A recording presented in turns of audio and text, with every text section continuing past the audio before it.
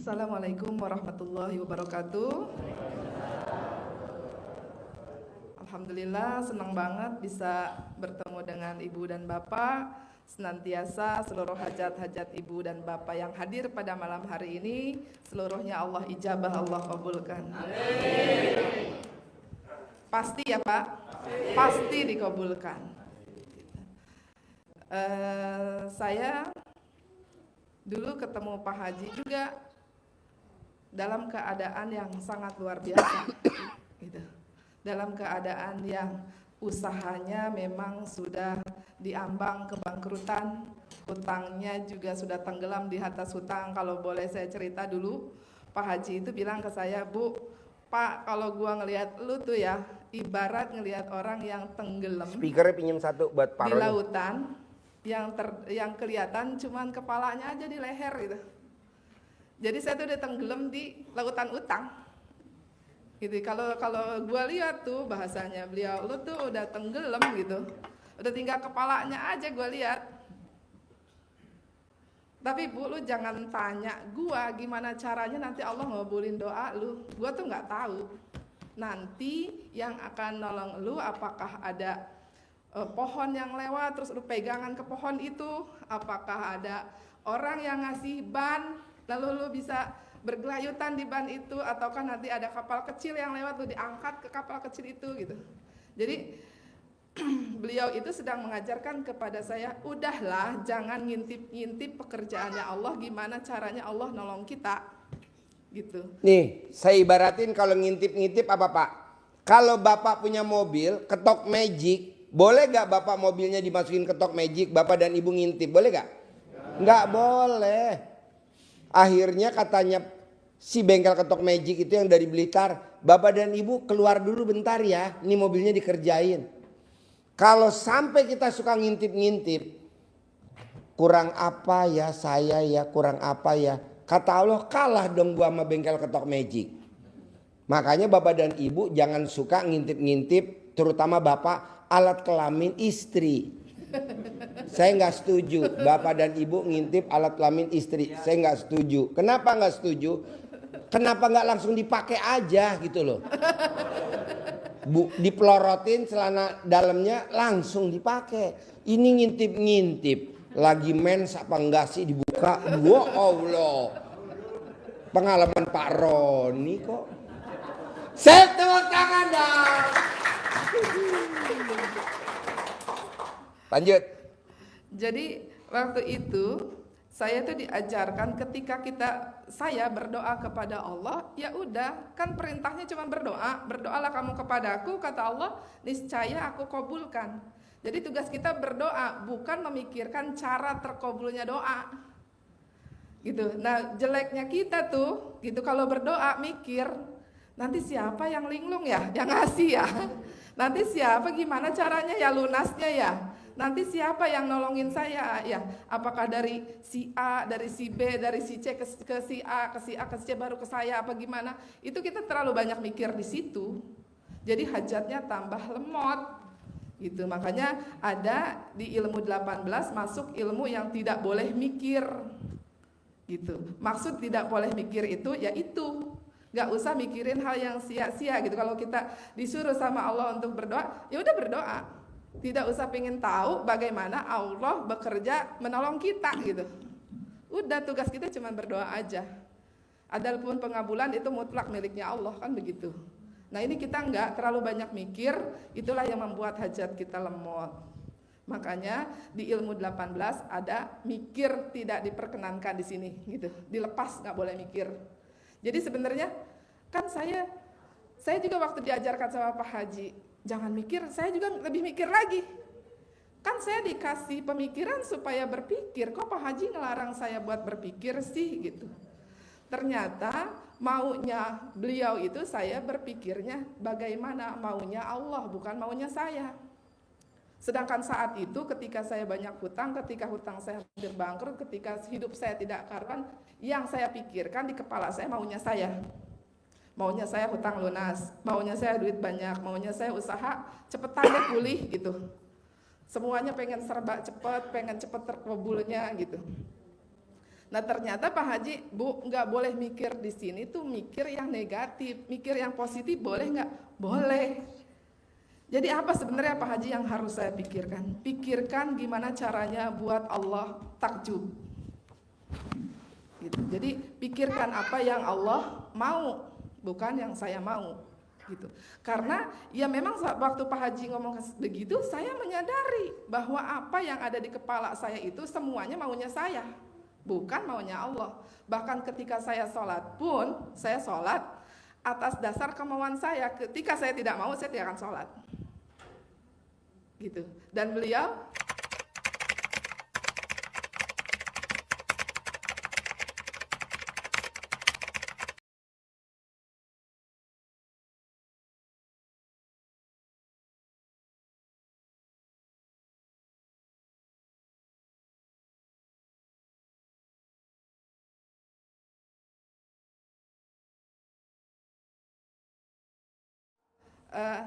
ayo Bu, buat takjub Allah, kerjakan apa yang Allah suka. Gitu. Ketika sedekah saya ngeri, nanti kalau ini saya sedekahin buat bayar utang mana? Kalau ini saya sedekahin buat bayar sekolah mana? Kalau ini saya sedekahin buat bayar listrik mana? Sedangkan uang cuman ini aja gitu.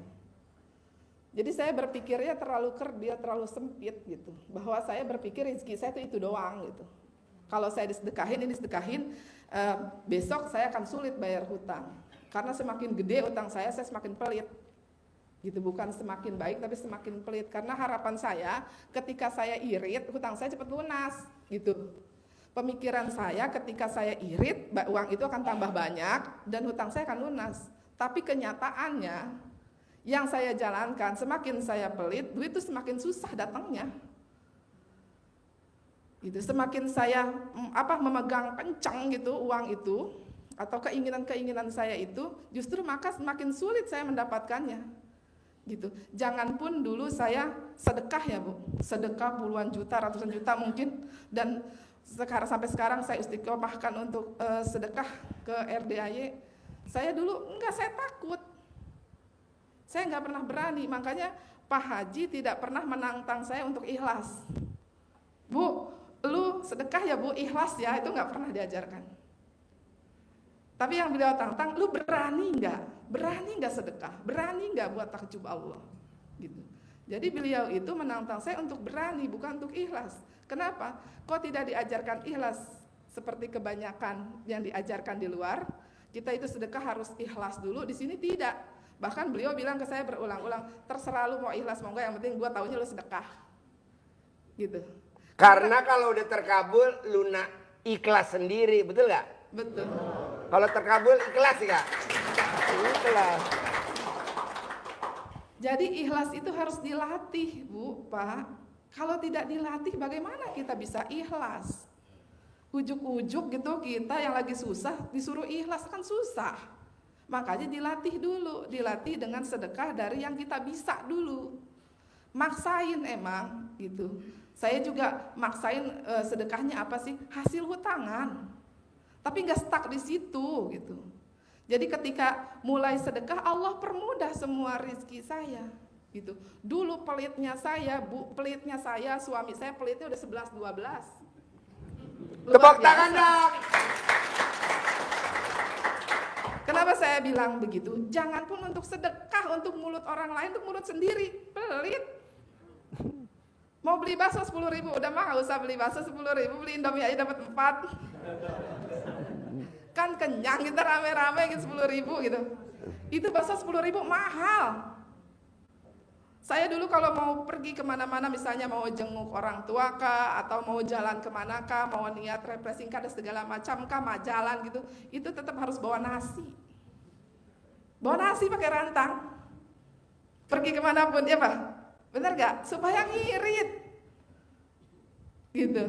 Jadi pemikiran soal ini nih, apa sih namanya, kepelitan-kepelitan saya itu kadang emang lebay, udah keterlaluan, untuk diri saya sendiri aja pelit gitu. Dan di situ Pak Haji benar-benar ngegembleng saya, ayo berani sedekah, berani sedekah.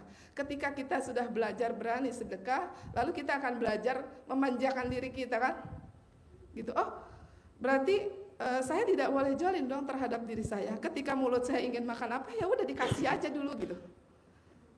Ke anak juga, sampai anak saya bilang, papa mama tuh pelit. Iya, dan pelajaran pertama yang diberikan ke saya, waktu itu anak saya TK yang tadi gadis. Nah Pak Haji ngomongnya dekat anak saya nih, lu sama anak jangan pelit ya Ron gitu. Sampai anak saya teriak, asik, papa gak boleh pelit tuh sama aku gitu. Tepuk tangan dong. Jadi kalau pelitnya bukan ke anak aja, bukan ke yatim aja, atau bukan ke orang tua aja, tapi ke diri sendiri pelit. Bukan berarti, kan ada orang juga yang begini Bu ya, ke orang pelit, dirinya sendiri royal gitu, hura-hura atau pakai pakaian mewah dan segala macam, itu kan berarti ke dirinya nggak pelit. Ini ke dirinya pelit. Sampai-sampai Bu, kalau saya beliin baju, beliin kemeja misalnya, mama ini harganya berapa? 50.000. Saya nggak pernah buka bandrolnya berapa, gitu. Karena kalau mahal pasti saya diomelin, dan saya nggak mau dia pakai baju murah gitu kan. Gitu. Jadi kalau saya beli baju, kalau orang lain mungkin akan menaikkan harganya, saya akan turunkan harganya. Murah Pak, 50.000. Jadi dia makainya seneng. Karena dia pelit sama dirinya. Gitu. Tapi ketika saya bilang kemeja ini harganya 500.000, wah ngamuk-ngamuk, mahal dibeli. Gitu. Karena apa? Karena sangat menggenggam duit tadi. Harapannya ketika kita pelit, ketika kita banyak menyimpan uang, hutang kita akan lunas. Tapi prakteknya nol, hutangnya tambah bengkak, hutangnya tambah banyak gitu. Dan yang saya lakukan adalah dibalik. Makanya sekarang ada gimmick canda dalam dibalik. Sebenarnya dibalik itu apa sih?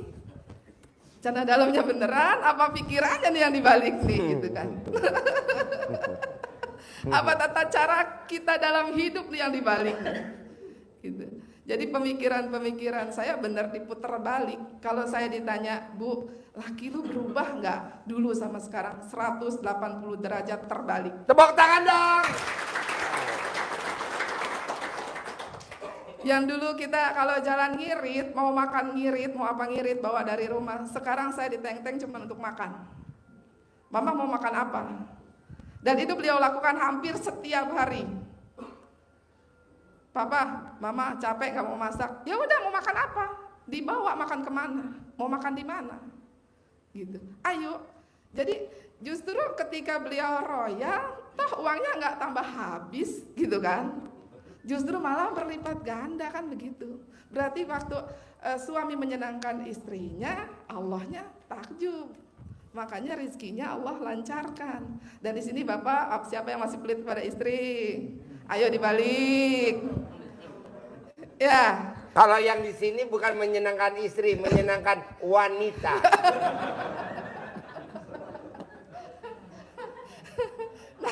Nah itu yang saya nggak setuju ya. Menyenangkan wanita, akhirnya wanita mana yang senang?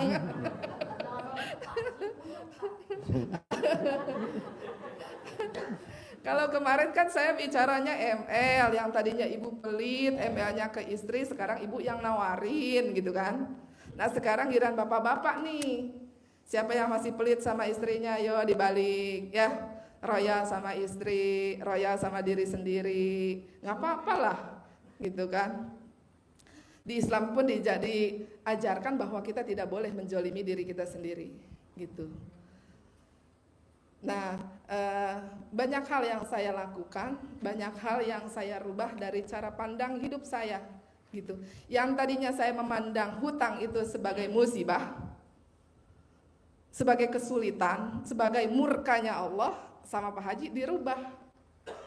Hutang ini bukan musibah, tapi anugerah. Dan ketika pertama saya kali berdoa di sini, saya mengeluh kepada Allah, Allah lunas satu hutang saya ini, gimana caranya lunasnya, kasih dong saya rezeki yang banyak buat saya lunasi hutang gitu. Dan saya ditegur sama beliau, lu minta apa sama Allah? Minta banyak rezeki Pak Haji biar bisa bayar hutang. Kenapa lu yang mau tampil? Kenapa nggak minta sama Allah, Allah atas ridhomu hutang saya engkau yang lunaskan, kan gampang, lebih cepat caranya Allah kan gitu. Nah saya enggak, jadi saya kekeh, saya minta tapi sombong.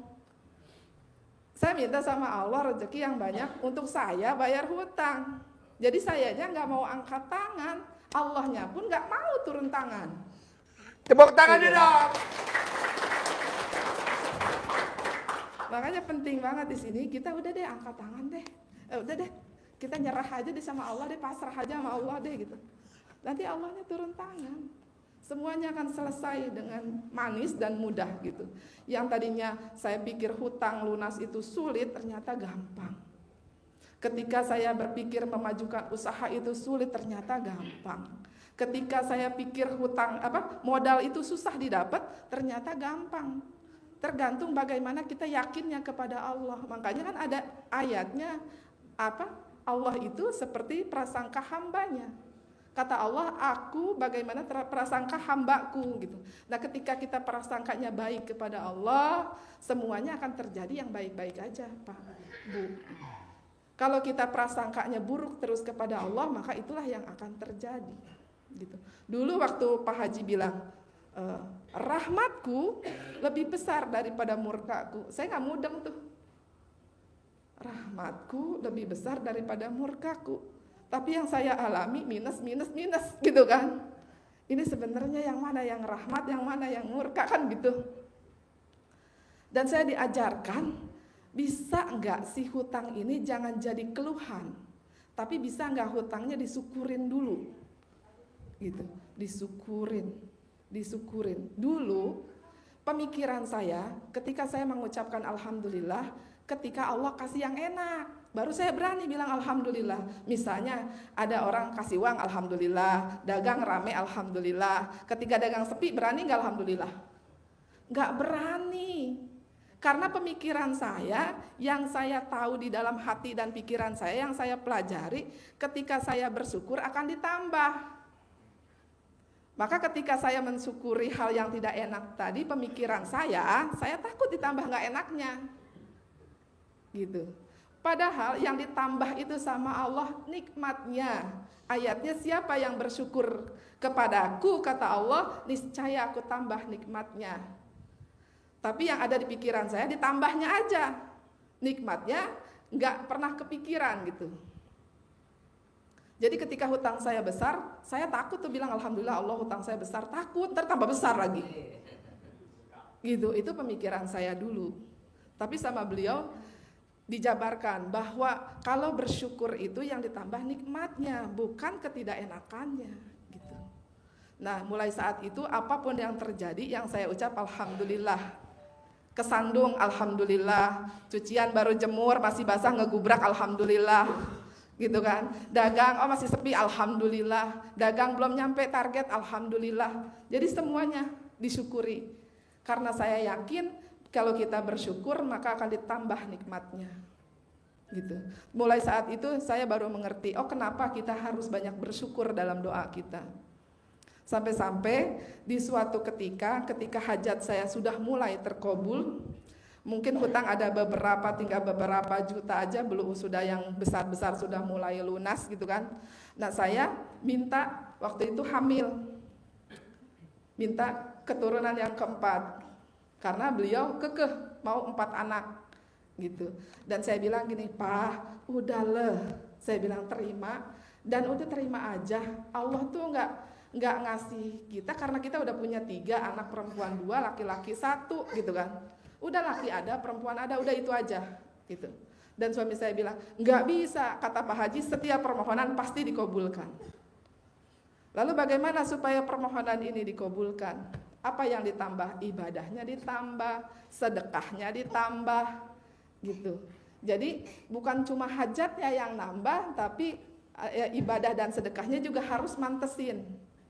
Jangan begini, sedekahnya recehan, sedekah subuh nih, masukinnya recehan tuh, kencring, doanya sampai siang.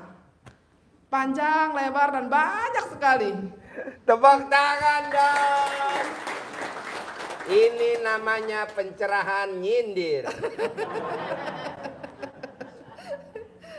Bisa nggak mantesin? Sampai beliau tuh bilang ke saya, Bu, kalau hajat lu receh, lu nggak usah sedekah. Karena jujur dulu yang paling saya takutin sedekah, Pak. Karena itu kalau udah diajarkan sedekah, udah uang apapun akan kita sedekahin kalau sudah terdoktrin seperti itu. Bahkan sebagian keluarga saya bilang, lu ketipu ya, terhipnotis ya, apapun dikasihin Pak Haji. Saya bilang, udah biarin lah, pokoknya kalau udah terkabul juga kelihatan, kan gitu. Dan alhamdulillah Pak, Bu, jadi saat ini ya keluarga saya sudah mendukung semuanya gitu. Sudah bisa, oh iya ternyata sedekah itu luar biasa hasilnya. Gitu. Emang di awal kita ngeri. Yang ada hajat tinggi, kemauan gede, sedekah nggak berani. Ibadah juga begitu, Pak Haji takut capek, takut ngantuk, takut lelah, banyak banget yang ditakutin. Coba yang sama tunjuk tangan dapat 10 miliar, tepuk tangan dong. Sedekahnya recehan tapi hajatnya mungkin di awal beliau akan bilang, ayo Bu, minta Allah Maha Kaya, minta. Tapi nanti kelas berikutnya saya akan dipaksa pantesin dong, gitu. Dan ketika misalnya nih saya menghajatkan satu bidang tanah, ya udah Bu, sedekahnya sekian yatim, gitu. Bawa tuh yatim sekian, gitu. Lalu nanti saya ini belum terkabul, sudah punya lagi hajat baru. Mau yang itu juga Pak Haji, tambah lagi sedekahnya. Gitu. Jadi sedekah tuh nggak stuck di situ aja. Makanya ketika sedekah kita kecil, udah ada mintanya kecil-kecil dulu aja, biar cepet maksud saya. Kan begitu yang kecil ini terkabul, kita semangat tuh. Wah ini terkabul nih, berarti kalau dikeluarin lagi lebih gede, yang gede terkabul gitu. Ini enggak 50.000, hajatnya kaya raya, tajir, Melintir. Kaya raya enggak, yang ada alat kelaminnya melintir. Iya. Jadi banyak banget saya bilang, Pak, Bu, jangan takut kalau hajat kita terlalu rendah, lalu sedekah kita besar, jangan takut. Karena ketika kita berdoa 1, pasti Allah kabulkannya 2, 3, 4, 5, dan 6, 7, 8, 9, 10, bahkan tidak tidak pernah kita bayangkan. Tepuk tangan dulu dong. Saya sering banget minta sama Allah 1, karena diajarkan begitu Bu, jangan terlalu banyak minta. Udah banyakin ibadah, banyakin sedekah. Minta jangan banyak-banyak, banyakin syukurnya kan begitu. Lalu saya praktekkan itu. Saya banyak syukur, lalu sedekah saya tambah, ibadah saya tambah. Saya mintanya 1, yang dikabulkan 10. Enak nggak Bu? Tanpa kita mikir, tanpa kita minta, Allah kasih gitu. Kenapa? Karena udah mantesin. Makanya Pak Haji suka bilang, udah mantesin. Kalau mau yang kaya raya, tajir, melintir, nggak bisa Bos, pantesin dulu muka lu. Tapi udah disindir gitu nggak nyadar. Ya namanya juga pasien blow on ya. Nggak mudeng Pak Nggak Haji. mudeng. Suruh mantesin, maksudnya apa sih Pak Haji? Kok mantesin muka gitu? Apakah harus ke salon dulu, apa gimana? Iya, apakah harus ke salon dulu? Jangan ke salon. Mendingan ke toko ban mobil di balancing, di sporing tuh, tambahin timahnya. Jadi memang bahasa-bahasanya beliau, saya juga kadang-kadang sekali pertemuan belum mudeng tuh. 2 kali belum ketemu tuh. Tapi setelah kita jalankan sedikit demi sedikit paham gitu. Oh ini maksudnya, oh begini maksudnya. Jadi ilmunya ketika kita jalankan jawabannya ada gitu. Jadi memang unik. Kadang-kadang yang disabdain aneh-aneh. Orang mau bayar utang 200.000 aja nggak sanggup, suruh di tanah lagi. Tapi itu benar terjadi Pak. Tepuk tangan dong. Benar terjadi. Benar terjadi. Dan sering bilang ke suami saya, Pak Haji, dia bilang ngomong Pak Haji maunya saya nih, ketika saya sudah terkabul hajatnya, tidak ada hutang dan segala macam, nanti saya ibadahnya tenang Pak Haji. Jadi sekarang nggak usah maksa-maksain, kan sekarang maunya kerja supaya si hutang ini cepat lunas. Gitu. Maunya saya ibadahnya nanti aja ketika udah lunas hutang, udah nggak terlalu dikejar-kejar, kan udah enak tuh tenang gitu kan. Baru bisa ibadah dengan tenang, kata suami saya. Kata beliau, nggak bisa Ron. Nanti lu kalau utang lu udah lunas, usaha lu udah maju, lu nggak bakalan sempet kesini. Kenyataannya Kudu dipanggil dulu. tepuk tangan dah. Ini kita panggil Pak khusus. Jadi kalau Bapak dan Ibu kita rencananya 3 malam kemarin, malam ini sama besok malam khusus untuk Pak Roni dan Bu Roni yang alhamdulillah per hari 600 juta, putrinya yang masih muda banget udah 150 juta per hari. Nah besok kita manggil Mas Abi dan Mbak Lisa yang cair 500 miliar, setengah triliun. Dalam waktu 2 tahun. Kemarin baru cair 90 miliar. Ini juga lagi nonton. Ini sekarang dicair 200 miliar. Nah mau saya Bapak dan Ibu, gurunya sama, ilmunya sama, mosok terkabulnya nggak sama. Betul? Nah makanya nyimak ya. Nanti satu pertanyaan tunai 1 miliar. Ayo lanjut.